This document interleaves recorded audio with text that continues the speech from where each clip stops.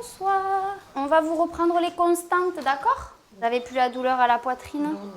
Les urgences de l'hôpital d'Albi vont vivre une nuit peu ordinaire. Si les patients sont accueillis comme d'habitude, dans le même temps, un autre contre-la-montre se joue. Oh, le bazar. Le déménagement de la totalité du service. Là, on n'est pas prêt, hein? En quelques heures. Le tout nouveau bâtiment construit en 2 ans est prêt. Le personnel doit tout de suite prendre ses marques et être opérationnel. C'est pas facile de s'organiser dans des nouveaux locaux parce qu'on a des habitudes et un placement qui est bien précis pour la proximité et aussi savoir où attraper quoi rapidement. Meubles, monitoring, défibrillateurs, chariots, le matériel est transféré dans les locaux neufs qui pourront accueillir davantage de patients.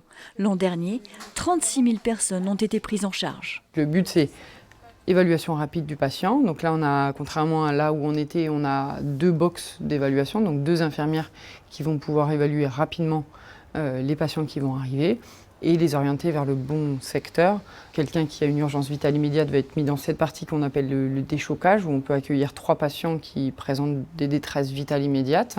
Voilà, on va inaugurer le premier box. La première patiente arrive dans le nouveau service, un petit événement. Vous allez nous dire s'ils sont confortables, ces nouveaux brancards. On est les premiers à mettre nos premiers patients à l'intérieur.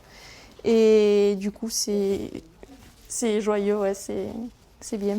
23 millions d'euros ont été investis pour améliorer les conditions de travail des équipes qui seront bientôt étoffées.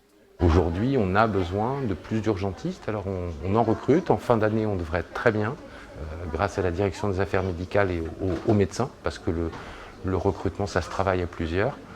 Je pense que nos nouvelles urgences seront aussi un facteur d'attractivité pour recruter des médecins. Crise d'asthme, intoxication médicamenteuse, luxation d'épaule, la première nuit dans les nouveaux locaux est restée calme, mais ce n'était que la première nuit.